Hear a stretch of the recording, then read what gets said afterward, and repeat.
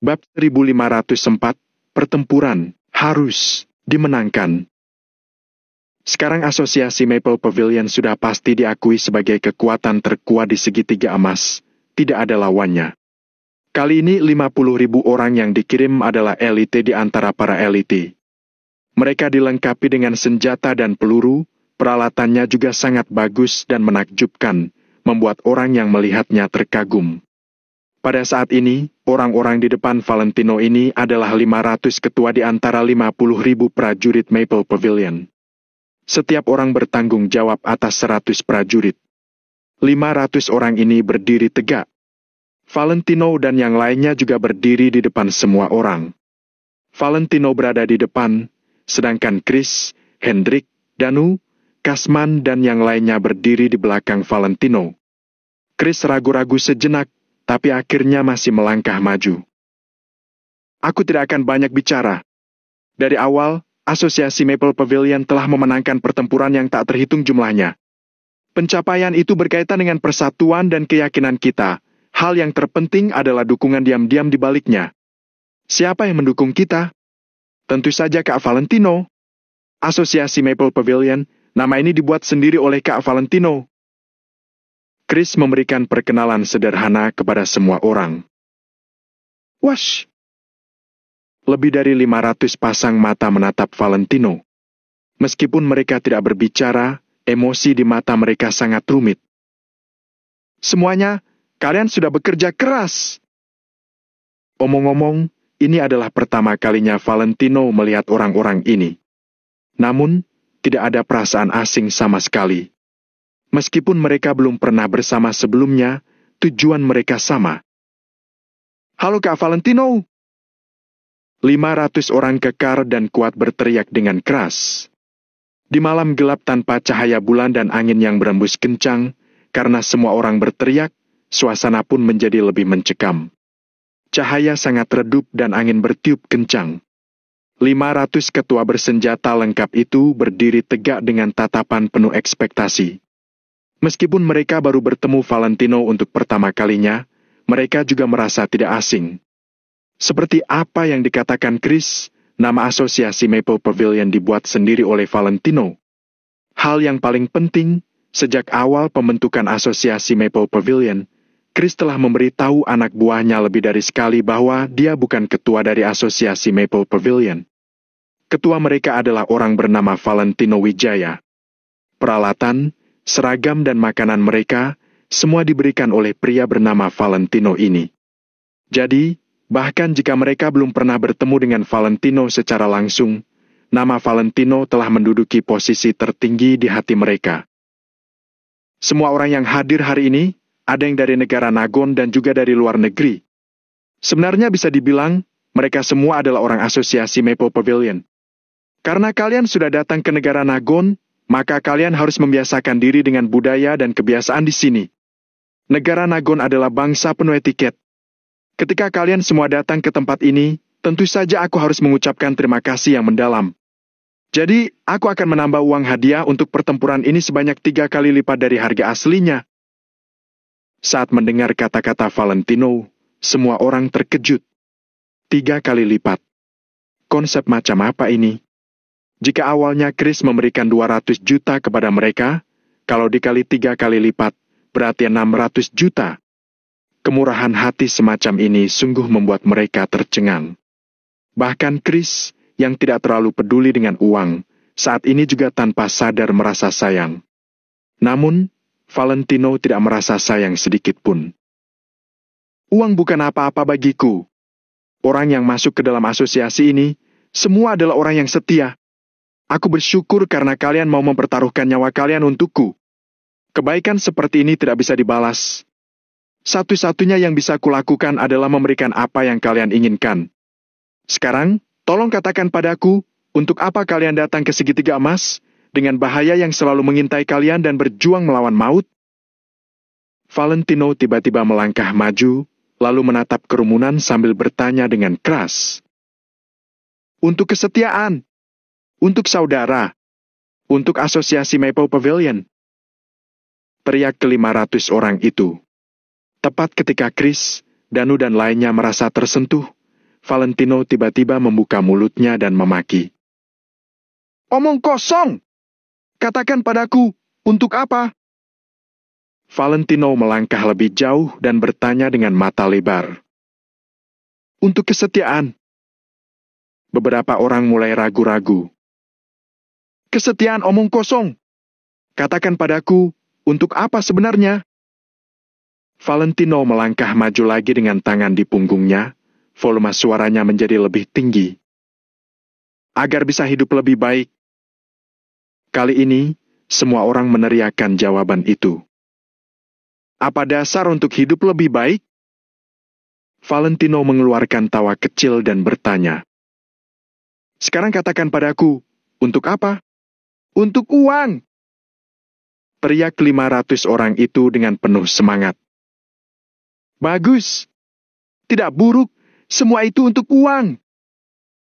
Sudut mulut Valentino melengkung ke atas menampilkan senyuman.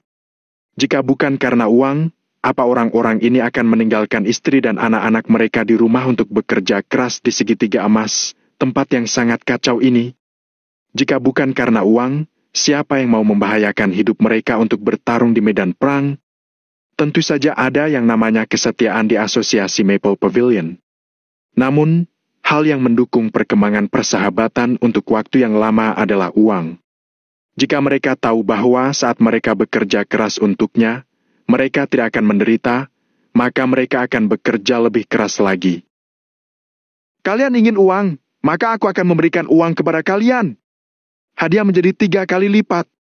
Selain itu, kalau ada yang terluka dalam pertempuran ini, Asosiasi Valentino Empire akan memberikan kalian uang.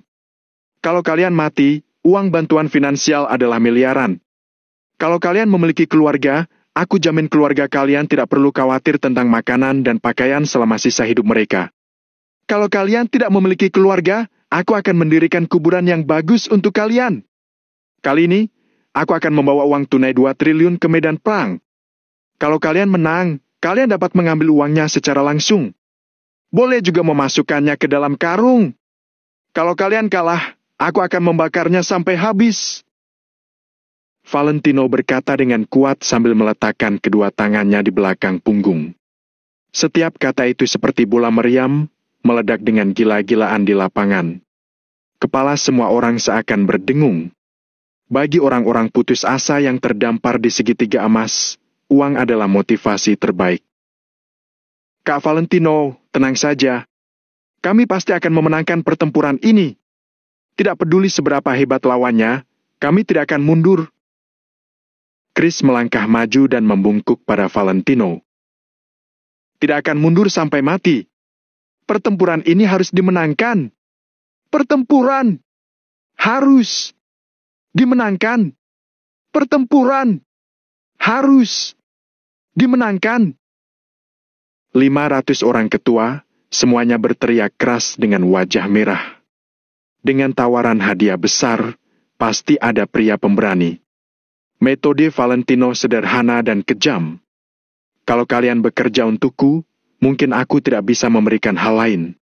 Namun, aku akan memberikan uang sebanyak-banyaknya pada kalian.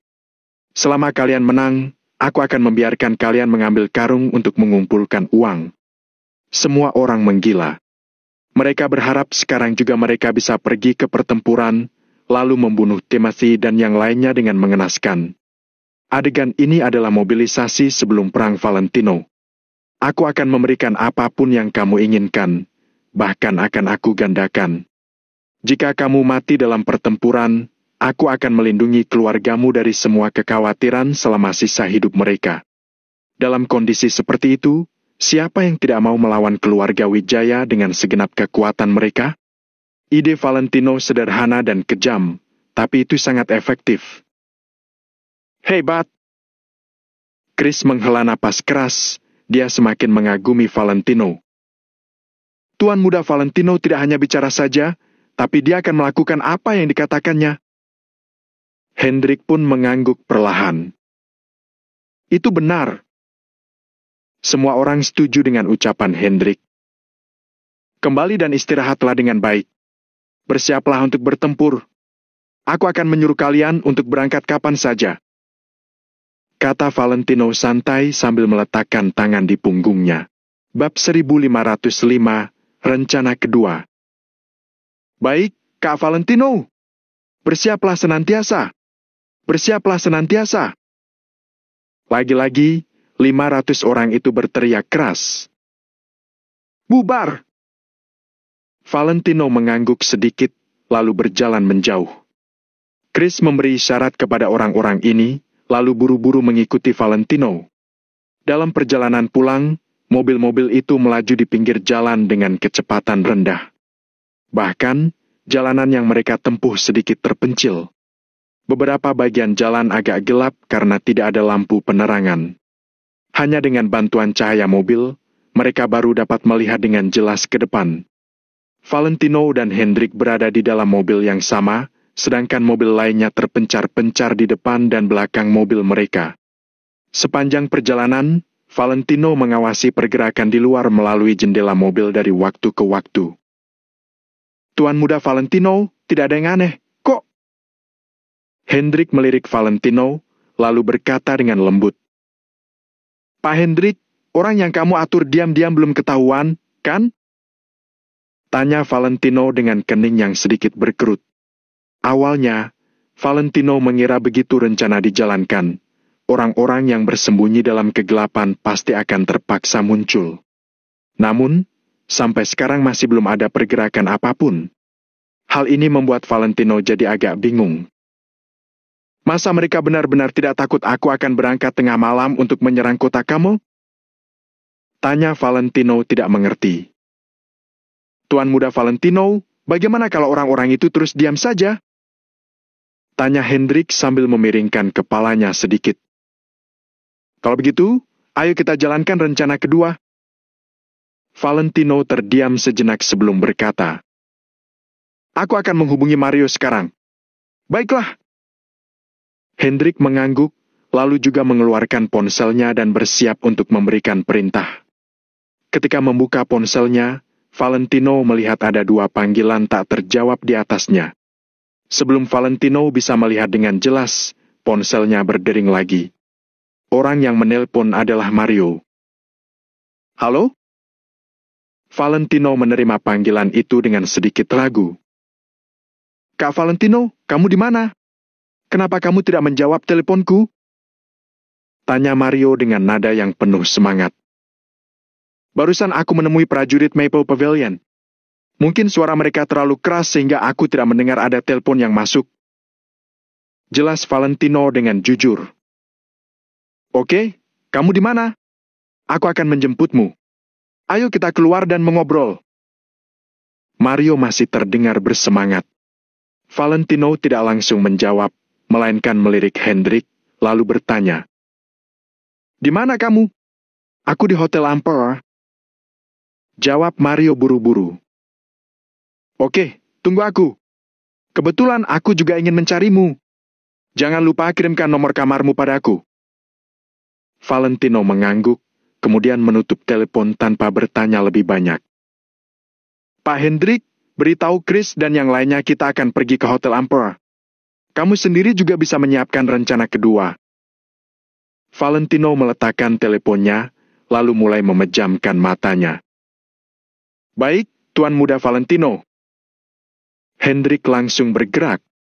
Dia menelepon Chris, lalu berbelok di persimpangan berikutnya menuju Hotel Emperor. Kemudian, Hendrik membuat panggilan telepon lain untuk menyuruh orang-orang di sana bersiap-siap. Tuan Muda Valentino, kapan aku mulai bertindak? Tanya Hendrik dengan suara pelan. Kita bahas lagi setelah aku bertemu dengan Mario. Setelah aku memastikan Michelle berada di sisi Mario, kamu bisa langsung bergerak. Ingat, kamu harus terus merekam semua yang terjadi. Kalau orang tua Michelle menghalangi, kamu harus mengendalikan mereka untuk sementara waktu. Lebih baik suruh mereka sembunyikan masalah ini. Jangan beritahu Michelle. Tapi tindakan yang sebenarnya masih harus disesuaikan dengan keadaan di tempat kejadian. Kamu atur saja. Saat ini, otak Valentino bekerja dengan cepat. Dia berkata sambil berpikir. Baik. Jawab Hendrik. Setelah itu, Keduanya tidak berbicara lagi dan langsung pergi menuju Hotel Ampera. Pada saat yang sama, di daerah tempat Michelle tinggal, sekelompok tamu tak diundang sudah datang. Mereka tersebar di berbagai tempat dan mengamati rumah Michelle. Rencana kedua Valentino sudah mulai dilaksanakan. Sesaat setelah Hendrik memberi perintah, mereka akan mencari cara untuk masuk ke dalam rumah Michelle. Pada saat itu, tidak peduli apapun yang terjadi di rumah Michelle, mereka tidak akan memiliki tempat untuk bersembunyi dan semua proses ini akan direkam. Hal ini adalah satu-satunya cara yang bisa dipikirkan Valentino untuk membawa Mario kembali. Di dalam Hotel Ampera. Michelle, aku sudah menghubungi Kak Valentino. Sebentar lagi dia akan datang ke sini. Selain itu, aku juga sudah menghubungi resepsionis. Sebentar lagi mereka akan mengantarkan alkohol ke sini. Nanti, aku dan Kak Valentino akan minum sedikit. Biar aku beritahu, pria hanya akan mengatakan hal yang sebenarnya setelah minum. Setelah minum, tidak akan ada kesalahpahaman lagi. Sambil tertawa, Mario menghampiri Michelle dan duduk di samping wanita itu. Michelle mengangguk perlahan, lalu menyandarkan kepalanya ke pundak Mario. Mario, maaf ya sudah merepotkanmu. Kamu sudah menghabiskan begitu banyak waktumu hanya demi aku. Kata Michelle dengan lembut. Untuk apa sungkan denganku? Kamu adalah wanitaku. Tentu saja, urusanmu adalah urusanku. Jangan khawatir, aku pasti akan membuat Kak Valentino merestui kita. Omong-omong, Michelle, aku harus memberitahumu hal ini. Kak Valentino adalah orang yang tidak bisa diperlakukan dengan keras. Semakin kamu melawannya, dia akan semakin malas menanggapimu. Jadi sebisa mungkin kamu turuti saja kata-katanya agar tidak ada salah paham lagi. Jadi nanti, jangan diam saja. Kak Valentino biasanya tidak berinisiatif untuk menunjukkan kebaikannya kepada orang asing. Mario masih merasa agak cemas. Dia pun lanjut menasihati Michelle. Aku paham, kok. Michelle mengangguk pelan sambil berkata. Tapi aku selalu merasa sedikit malu. Malu kenapa? Apa yang kamu membuat malu? Mario tertegun sejenak. Pertama, kalau kita bicara bertiga, ada beberapa hal yang tidak bisa aku katakan. Kedua, aku masih merasa sedikit takut pada Kak Valentino. Dia pernah mengirimiku pesan seperti itu. Michelle menundukkan kepalanya dan mengatakan lagi perihal Valentino yang memintanya untuk pergi ke hotel. Mario juga tercengang ketika mendengar ini. Dia juga ingat apa yang terjadi beberapa waktu lalu. Serak, serak! Mario menggaruk-garuk kepalanya, lalu mengibaskan tangannya dan berkata, mungkin awalnya Kak Valentino memang terlihat seperti itu. Bagaimanapun juga, Michelle, kamu memang sangat cantik. Semua orang suka dengan yang cantik-cantik. Tapi jangan khawatir, aku sudah menjelaskan pada Kak Valentino, aku bilang yang berlalu biarlah berlalu. Lalu, aku memintanya merestui kita. Dia juga setuju, kok. Jadi, jangan khawatir, pasti akan baik-baik saja. Selain itu, kalau kamu merasa malu di depanku, bicaralah dengan Kak Valentino secara pribadi. Nanti, aku akan pergi ke kamar mandi supaya kalian bisa mengobrol berdua, oke? Saat ini, Mario jadi terlihat seperti orang bodoh di hadapan Michelle.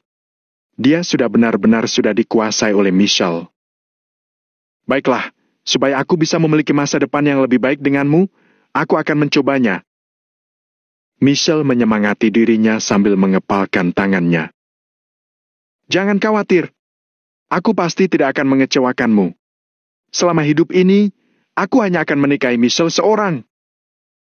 Mario memeluk Michelle sambil berkata dengan serius.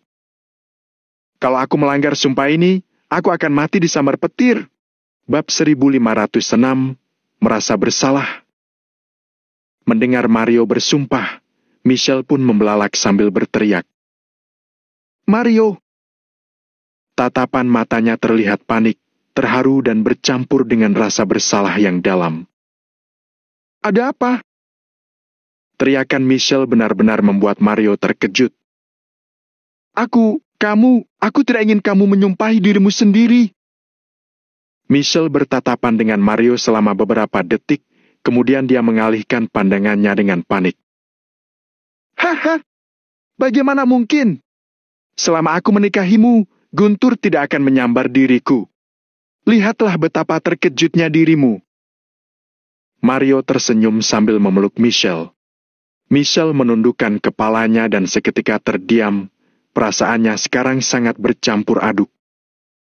Pok, pok. Pada saat ini, seseorang tiba-tiba mengetuk pintu.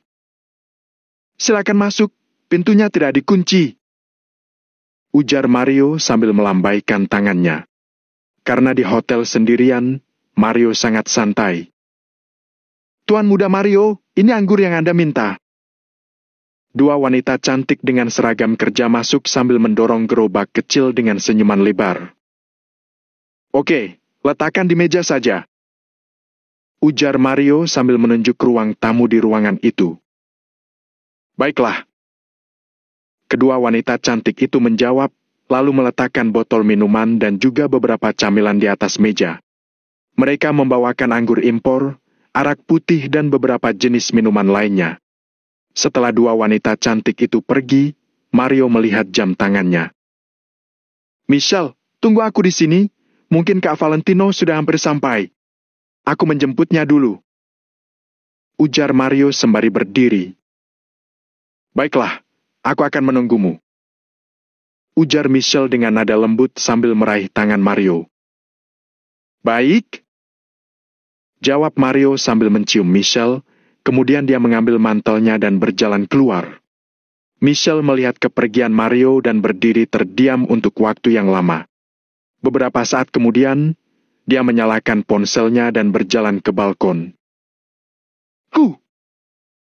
Michelle menghela napas panjang, lalu menggertakkan giginya dan mengeluarkan ponselnya. Halo, apa kamu gila? Apa yang kamu lakukan? Sekarang kamu masih berani meneleponku? Panggilan telepon dengan cepat terhubung, setelah itu terdengar suara Paman Liman. Mario sudah pergi, jadi tidak masalah. Jawab Michelle dengan suara rendah. Setelah mendengar itu, Paman Liman baru merasa tenang, kemudian dia mengernyit dan bertanya. Nada bicaramu terdengar aneh. Apa yang terjadi? Paman Liman, aku rasa kita tidak bisa melakukan ini. Hubungan Mario dan Valentino terlalu baik. Baru saja kami membicarakannya. Aku merasa kalau rencana ini mungkin tidak berguna. Kata Michelle sambil menggigit bibirnya. Apa kamu sudah gila? Paman Liman langsung marah besar. Setelah merencanakan begitu lama, sekarang sudah mencapai langkah terakhir, apakah kamu ingin mundur? Apa kamu benar-benar tidak takut mati? Apa kamu benar-benar mengira kalau aku tidak bisa menyerangmu hanya karena kamu berada di kota Neo? Paman Liman mendengus dan berkata, apa kamu percaya hanya dengan satu panggilan telepon?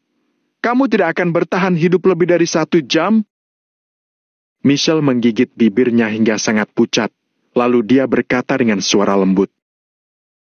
Menurutku, kita bisa menggunakan cara lain. Cara ini mungkin tidak akan berhasil.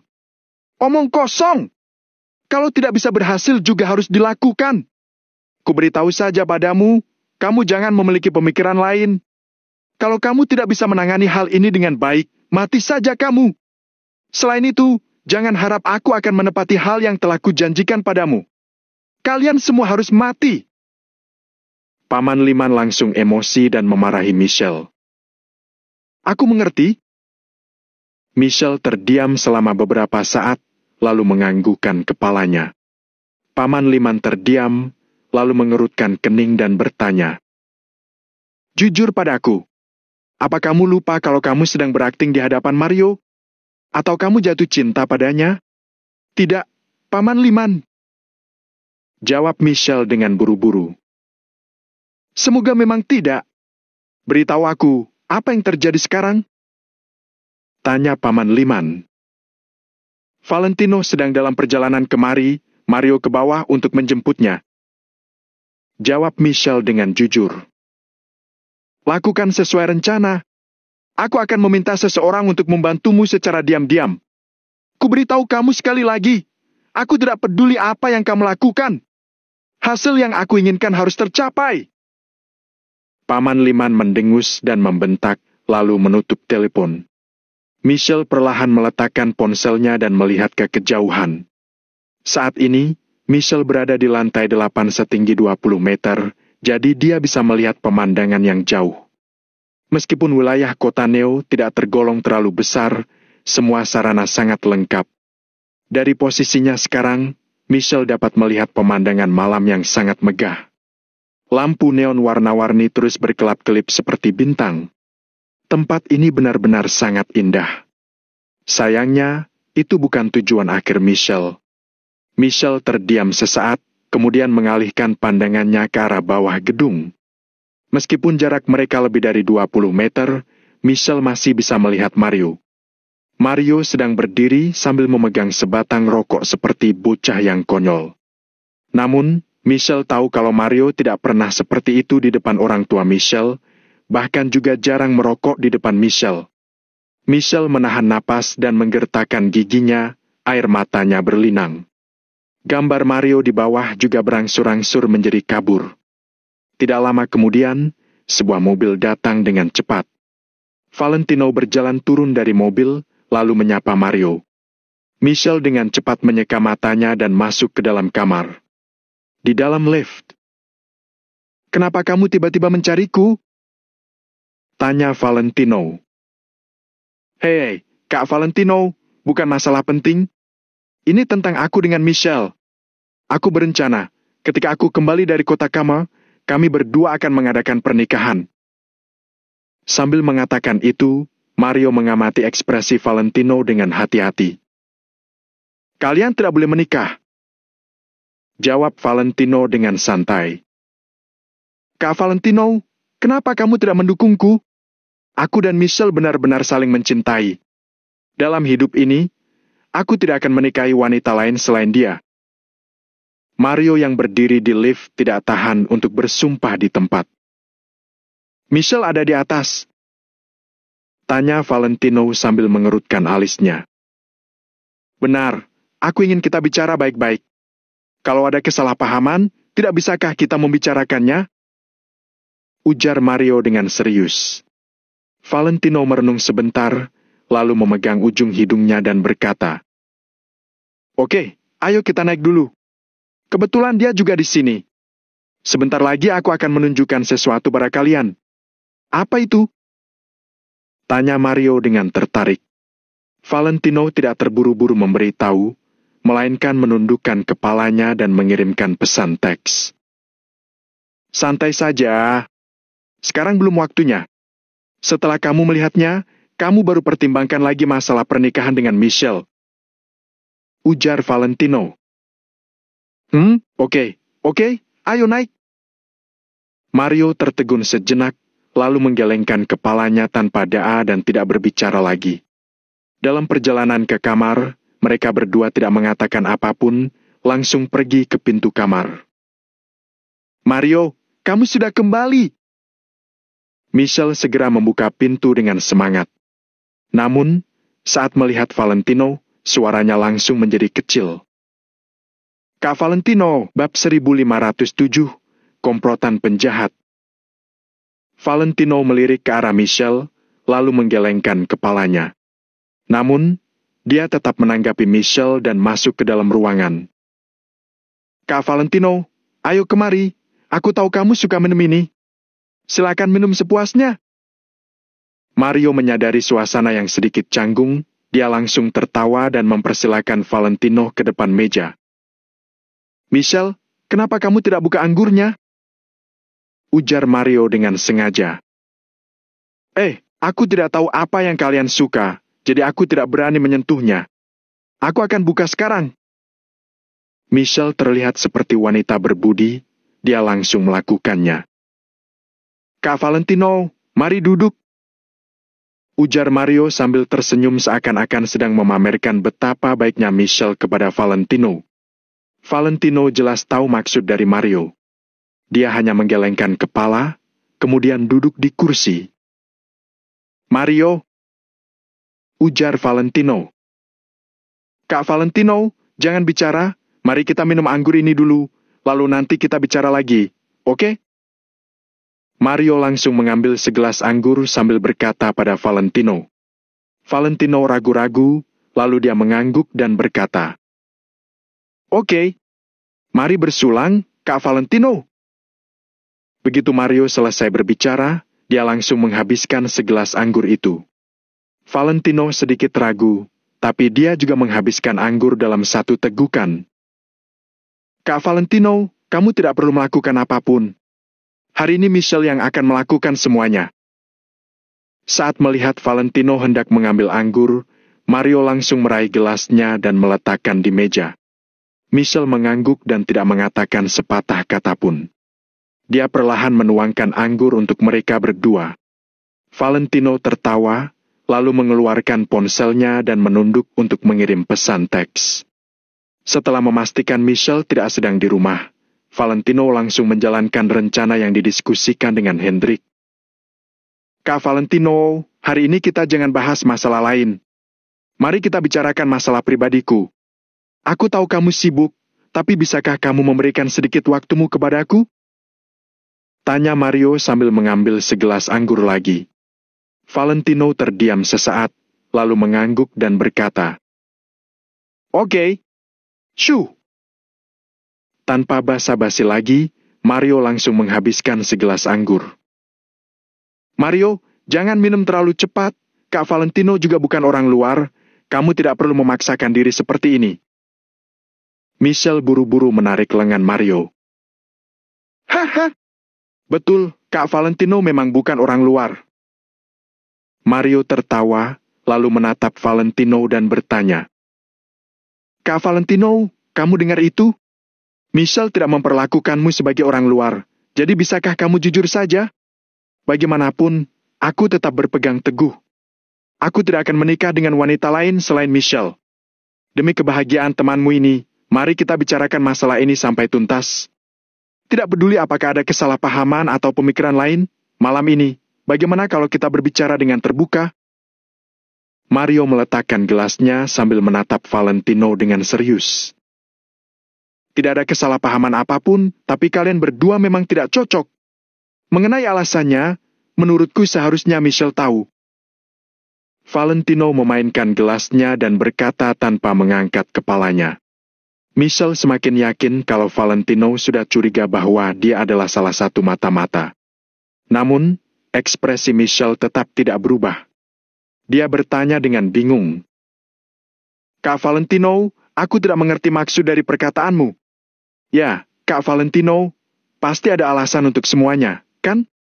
Pepatah mengatakan tidak ada sebab tanpa akibat, seseorang tidak mungkin membenci orang lain tanpa alasan. Coba katakan kepadaku, bagaimana menurutmu?" Ujar Mario sambil mengangguk. Valentino menatap Michelle. Michelle tampak polos dan malu-malu. Dia terlihat sangat lemah. Lalu, Valentino melihat ke arah Mario. Sekarang, Mario juga kebingungan, seolah-olah Valentino yang tidak serius. Dalam keadaan seperti itu, Valentino bahkan tidak bisa menjelaskan apapun. Karena dia tahu bahwa meskipun dia mengatakannya, itu juga tidak berguna. Mario hanya akan lebih tersinggung. "Minum dulu, nanti akan kutunjukkan sesuatu. Kebetulan Michelle juga sedang di sini, jadi kita bisa menyaksikannya bersama." Valentino melambaikan tangannya dan tidak membahas topik ini lagi. Mario tertegun sesaat, tetapi dia tidak mengatakan apa-apa lagi dan membiarkan Michelle terus menuangkan anggur. Pada saat yang sama, setelah Pak Hendrik menerima pesan Valentino, dia langsung memberikan perintah. Orang-orang yang telah bersiap sejak lama, setelah mendengar perintah Hendrik, mereka langsung bergegas menuju rumah Michelle. Saat ini, di rumah Michelle, Aswin dan istrinya sedang berbicara di ruang tamu. "Tidak, aku tidak tenang." Pada saat berbicara, Aswin langsung berdiri dan mondar-mandir di ruang tamu. "Sayang, apa yang kamu khawatirkan?" Tanya istrinya Aswin. "Apa yang aku khawatirkan? Apa kamu tidak menyadari kalau gadis itu menargetkan asosiasi Valentino Empire? Meski aku tidak tahu apa yang ingin dia lakukan, jelas itu bukan hal baik. Nanti, kita akan dianggap sebagai komplotan penjahat. Apa menurutmu asosiasi Valentino Empire akan melepaskan kita? Aswin sangat cemas dan gelisah. Dia langsung mematikan TV. Kita tidak melakukan apa-apa, jawab istrinya Aswin dengan tidak puas. Aswin tertawa berkata, Hei, kamu tidak mengerti. Kalau ada yang terjadi, biarpun kita cuma ikut campur sedikit saja, kita tidak akan hidup dengan tenang. Kamu tidak boleh meragukan kekuatan asosiasi Valentino Empire, karena siapapun yang berani meragukannya, pada akhirnya tidak akan berakhir baik. Apa kamu tahu hampir 200 anggota sistem memblokir Maple Rain Real Estate, tapi pada akhirnya pergi dengan putus asa? Saat membicarakan itu, Aswin merasa semakin tidak tenang. Dia berbalik, lalu berjalan menuju kamar tidur. Apa yang kamu lakukan? Tanya istrinya Aswin dengan cepat. Kita tidak bisa tinggal di kota Neo lagi, kita harus pergi dulu. Ujar Aswin tanpa menoleh ke belakang. Pergi kemana? Bagaimana dengan uangnya kalau kita pergi? Istrinya Aswin buru-buru berdiri. Nanti suruh mereka transfer saja. Kita harus pergi sekarang juga. Beritahu saja kalau kita akan bepergian beberapa waktu. Kita harus menghindari pusat perhatian untuk sementara. Aswin membuka lemari pakaian dan mulai berkemas. Istrinya Aswin merenung selama beberapa saat, lalu mengangguk dan bersiap untuk membantu. Namun, tiba-tiba bel pintu berbunyi. Mereka berdua langsung berhenti berkemas. Detak jantung mereka berdebar semakin kencang. Siapa? Siapa itu? Aswin menahan napas dan menatap istrinya. Aku tidak tahu, tadi saat Michelle pergi, dia membawa kunci. Ujar istrinya Aswin. Jangan takut. Coba kamu lihat siapa yang datang. Ujar Aswin. Istrinya Aswin sedikit gugup, tapi dia tetap berjalan ke pintu dan bertanya. Siapa? Ya? Halo, kami dari kepolisian Kota Neo.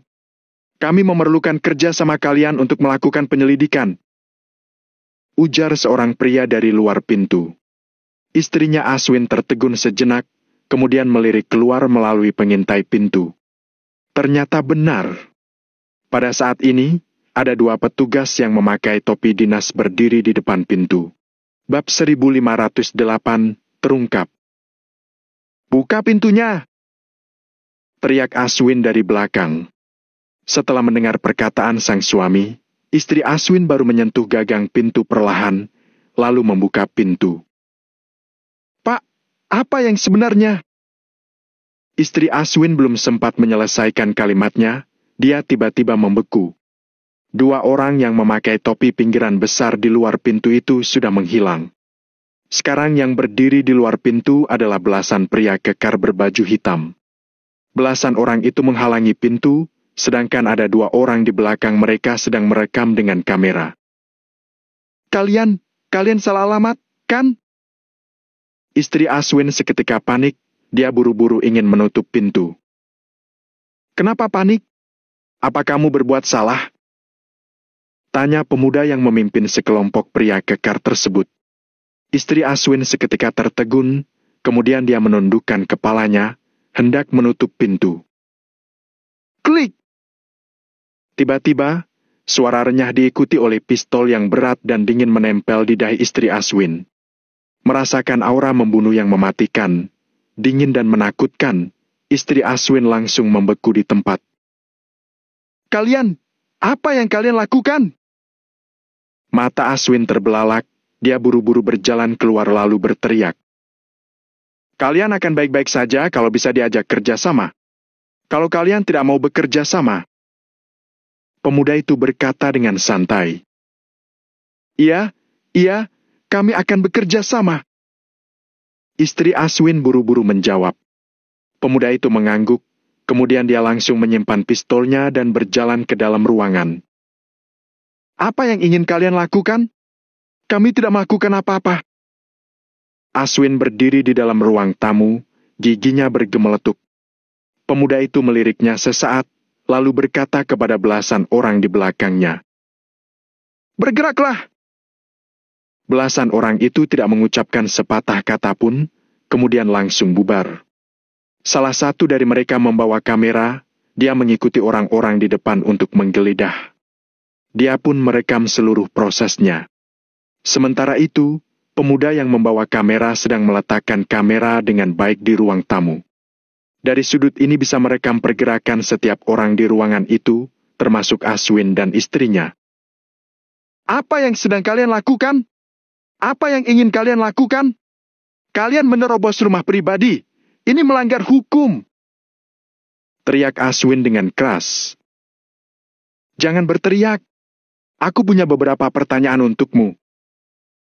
Pemuda itu sangat tenang, lalu duduk di sofa. Aswin mengertakkan giginya, tapi tetap duduk. Mereka memang melakukan kejahatan, makanya begitu melihat situasi yang begitu heboh, ditambah dengan adanya senjata api, tidak heran kalau mereka ketakutan. "Pertanyaan pertama, apa Michelle adalah putrimu?" tanya pemuda itu tanpa banyak berbasa-basi. Mendengar pertanyaan ini, jantung Aswin dan istrinya tersentak lagi, raut wajah mereka sedikit berubah. Benar saja, mereka datang karena Michelle. Pemuda yang bertanggung jawab atas kamera di ruang tamu sudah mengarahkan kamera pada Aswin dan istrinya. "Iya." Aswin hanya ragu selama beberapa saat sebelum buru-buru menjawab. "Baiklah, tunjukkan padaku foto-foto Michelle dari kecil hingga dewasa," pinta pemuda itu dengan tenang. Satu kalimat yang diucapkan oleh pemuda itu langsung membuat Aswin terdiam. "Kenapa? Tidak ada?" tanya pemuda itu dengan nada datar. "Begini, belakangan ini kami baru saja kembali ke kota Neo. Jadi, ada banyak barang yang tertinggal di kota Hemeru dan tidak dibawa kembali," jelas Aswin sambil menggertakkan giginya. Pemuda itu tidak mengucapkan sepatah kata pun, dia hanya menatap Aswin, sorot matanya terlihat penuh arti. Plak! Lalu, pemuda itu melemparkan sebuah pistol hitam mengkilap ke atas meja. "Aku akan mengatakannya untuk terakhir kalinya. Katakan yang sejujurnya, maka kalian masih bisa hidup. Kalau tetap bersikeras, saat sesuatu yang besar terjadi, kalian tidak mampu menanggung akibatnya," kata pemuda itu dengan santai. Mata Aswin terbelalak lebar, jantungnya juga berdebar kencang. Namun, istrinya sudah tak bisa menahannya lagi. Dia menarik pakaian Aswin sambil terus memberi isyarat kepada suaminya. "Baik, akan kukatakan. Aswin ragu-ragu selama beberapa saat sebelum akhirnya berbicara perlahan. Saat ini, belasan pemuda lainnya sedang menggeledah seluruh rumah, memeriksa satu demi satu ruangan. Orang yang bertanggung jawab atas kamera telah merekam seluruh prosesnya. "Katakanlah, aku tidak punya banyak waktu," ucap pemuda itu sambil melihat jam. "Michelle, dia bukan putri kandung kami juga tidak mengadopsinya. Sebenarnya, dia yang berinisiatif mencari kami dan menyuruh kami berpura-pura menjadi orang tuanya. Dia juga memberi kami sejumlah uang. Awalnya, kami hanya kebetulan mau kembali ke kota Neo.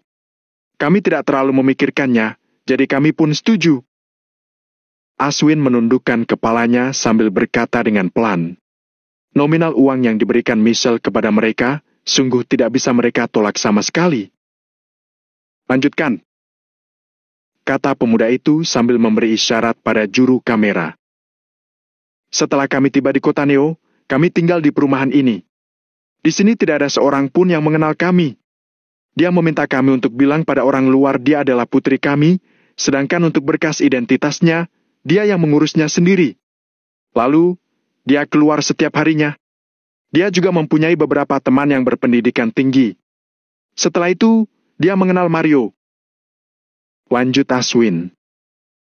"Kenapa dia bisa mengenal Mario? Satu hal lagi, apa dia memberitahumu sesuatu? Apa kamu tahu identitas aslinya?" Pemuda itu mengernyit, lalu mengajukan beberapa pertanyaan sekaligus.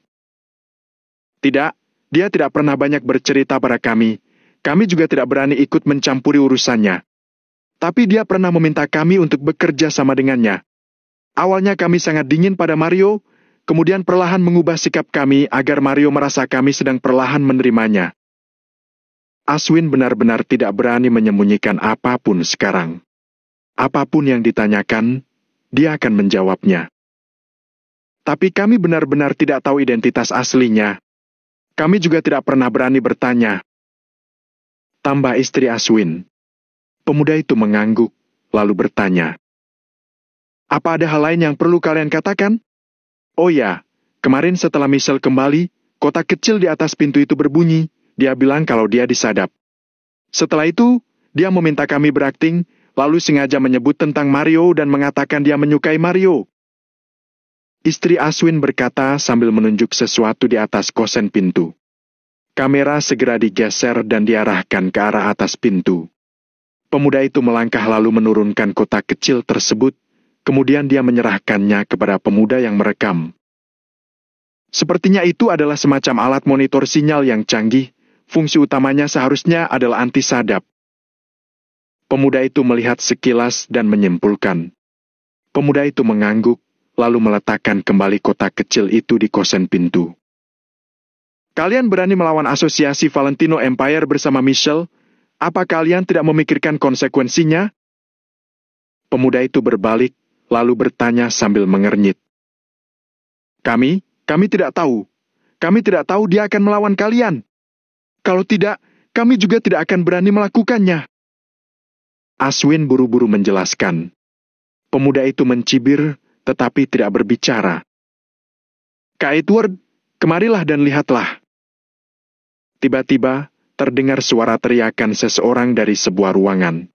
Bab 1509, lihat ada benda bagus. Pemuda itu sontak berjalan ke kamar Michelle. Aku menemukannya di bawah tempat tidur. Seorang pemuda mengeluarkan sebuah kotak kecil, lalu meletakkannya di hadapan sang pemimpin. Kamera segera merekam kotak kecil itu, bahkan merekam dengan detail. Pemuda itu menarik napas dalam-dalam, lalu membalikkan kotak kecil itu dengan perlahan. Di atas kotak itu, ada gembok kecil yang cantik. Shoot! Pemuda di samping pemimpin kelompok itu sama sekali tidak ragu, dia langsung memasang peredam pada pistol, kemudian menyerahkannya kembali kepada sang pemimpin. Dor! Dengan sekali tembakan, gembok tersebut langsung terbuka. Shoot! Kotak kecil itu terbuka, di dalamnya ada beberapa benda kecil. Kebanyakan adalah barang elektronik kecil yang tidak diketahui, tetapi hanya dengan sekilas pandang saja, orang tahu kalau benda itu bukan barang yang bisa digunakan orang biasa. Selain itu, juga ada buku catatan kecil. Setelah pemimpin itu membuka buku catatannya, serangkaian nomor telepon pun terlihat. Ada beberapa halaman yang berisikan nomor telepon, sepertinya jumlahnya mencapai puluhan nomor. Beberapa nomor telepon yang ada di bagian awal harusnya adalah nomor telepon orang penting, bahkan namanya juga ditulis. Pemilik nomor ketiga adalah Yanto.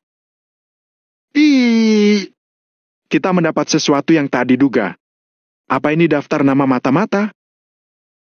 Pemuda itu merenung sejenak, kemudian langsung menutup buku. Dia mau menyerahkan sendiri barang-barang ini kepada Hendrik. Karena dia sendiri bahkan tidak berani menjamin semua orang di sekitarnya tidak bersalah. Setelah itu, pemuda itu menoleh dan bertanya. Apa ada temuan lain? Kak Edward, kami sudah mencari ke semua ruangan lainnya, tapi tidak menemukan apapun. Beberapa orang menjawab secara bersamaan. Pemuda itu mengangguk perlahan. Michelle pasti tidak akan meletakkan barang-barang ini di kamar Aswin dan istrinya. Namun, isi kotak kecil ini sudah cukup untuk memastikan identitas Michelle. Terutama buku catatan kecil itu, daftar nama di dalamnya pasti merupakan nomor kontak semua mata-mata. Hanya dengan bukti ini saja, Michelle tidak bisa membantah lagi. Bubar! Juru kamera, segera pilah videonya, kemudian kirimkan kepada Pak Hendrik. Oh, lalu aku yang akan membawa kotak kecil ini. Setelah mengucapkan satu kalimat tersebut, pemuda itu langsung berjalan menuju pintu. Tunggu dulu! Aswin buru-buru berteriak. Mendengar itu, Pemuda yang mengambil pistol yang tadi dia letakkan di atas meja itu bertanya dengan santai. Kenapa? Jangan khawatir, kami tidak akan pernah memberitahu siapapun tentang ini, apalagi Michelle. Asalkan kalian melepaskan kami berdua, kami pasti tidak akan mengatakan apapun. Kata Aswin dengan ekspresi memohon. Hei. Pemuda itu meletakkan pistol di belakang pinggangnya, lalu berkata, kami sudah mengambil barangnya. Dia akan tahu meski kamu tidak mengatakannya. Selesai bicara, pemuda itu berbalik dan pergi. Ketika sampai di pintu, pemuda itu berhenti dan berkata, jangan mencoba bernegosiasi denganku. Kalau kamu menyinggung asosiasi Valentino Empire, kemanapun kamu melarikan diri, kamu tetap akan mati. Ya, kami mengerti. Aswin dan istrinya mengangguk keras, seperti seekor ayam yang sedang mematuk beras. Semua orang segera pergi dengan kecepatan tercepat mereka untuk menyebarkan berita ini kepada Hendrik. Hendrik juga tidak berani menunda, dia segera menghubungi Valentino. Hotel Emperor, di dalam kamar President Suite. Valentino dan Mario masih minum anggur. Dari tadi Michelle terus menuang anggur untuk Mario dan Valentino, seperti seorang pelayan. Saat ini, Mario sudah agak mabuk, bahkan bicaranya sudah tidak jelas. Sementara itu, ekspresi Valentino masih tidak berubah, tapi sebenarnya dia merasa agak cemas. Dia sedang menunggu kabar dari para bawahannya itu. Kak Valentino, biarkan aku mengatakan yang sebenarnya. Michelle benar-benar orang yang baik. Kamu tidak menyukainya, itu hanya karena kamu tidak mengenalnya, tapi aku mengenalnya. Kami sudah bersama selama lebih dari sebulan, mana mungkin aku tidak tahu sifatnya. Dia lembut, baik, murah hati, perhatian dan berbudi luhur.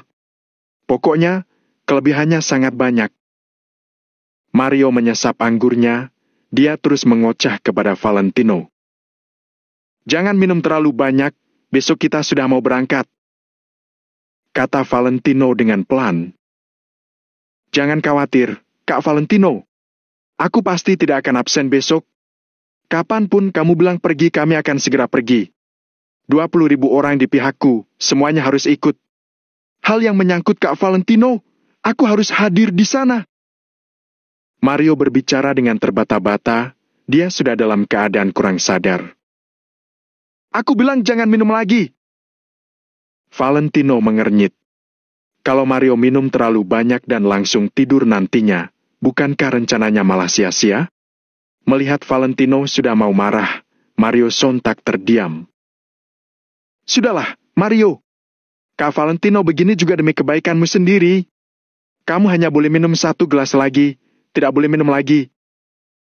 Michelle mengulurkan tangannya dengan lembut, lalu meletakkan 2 gelas anggur di depan Valentino dan Mario. Oke, karena Kak Valentino dan pacarku sudah mengatakannya, kalau begitu ini adalah gelas terakhir. Aku tidak minum lagi. Mario mengambil gelas itu, lalu bersulang dengan Valentino dan meneguknya sampai habis. Valentino menghela napas, dia juga menyesap anggurnya. Saat itu, ponselnya akhirnya berdering.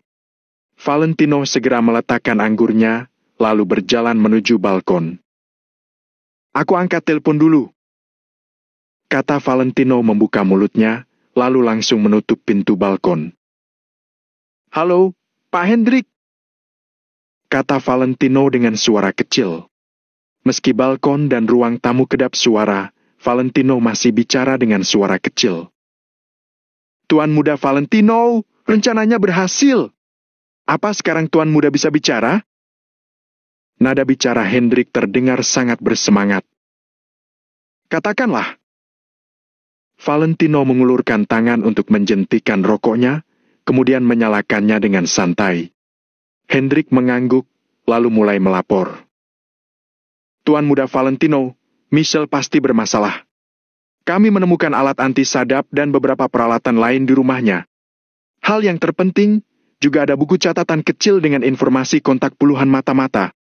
Sepandai-pandai tupai melompat, akhirnya jatuh ke tanah juga. Ternyata peribahasa ini memang benar. Michelle sudah lama merencanakan semua ini, tapi dia malah suka membuat catatan. Sekarang kita berhasil menangkap basah dirinya. Ketika Valentino mendengar ini, kecemasan di hatinya akhirnya lenyap. Sudah kuduga. Bagaimana dengan videonya? Apa kalian merekam seluruh prosesnya? Valentino buru-buru bertanya. Sebentar lagi sudah mau siap. Mereka tinggal mentransfer video dari kartu memori ke komputer. Setelah itu bisa dikirimkan padaku. Paling lama hanya beberapa menit. Aku akan langsung mengirimkannya padamu. Jawab Hendrik. Baik.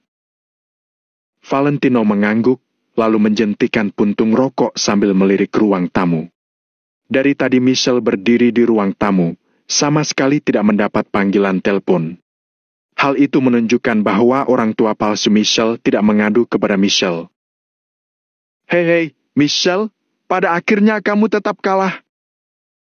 Valentino tersenyum tipis, kemudian dia berbalik dan berjalan ke ruang tamu.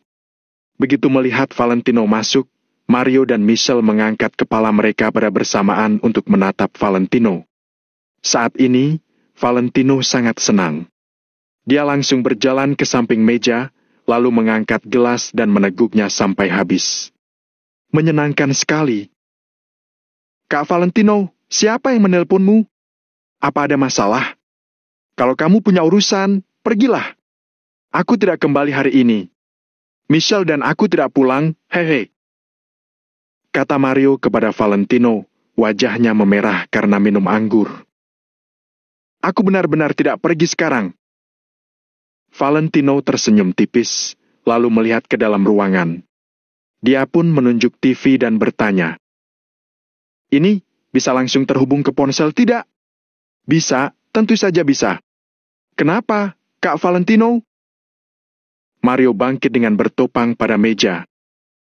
Aku mau menunjukkan sesuatu yang bagus nanti. Valentino melirik Michelle, lalu berjalan ke depan TV dan menyalakannya. Ketika Michelle bertatapan dengan Valentino, dia tidak bisa menahan rasa panik di hatinya dan memiliki firasat buruk. Sorot mata Valentino itu seolah sudah menembus dirinya. Detak jantung Michelle tanpa sadar berdebar kencang, kemudian dia mencondongkan tubuhnya ke arah Mario. Satu-satunya yang bisa Michelle andalkan sekarang adalah kepercayaan Mario padanya. Barang bagus apa? Mario menjadi tertarik dan segera berjalan maju. Ding! Nada notifikasi masuk pun terdengar.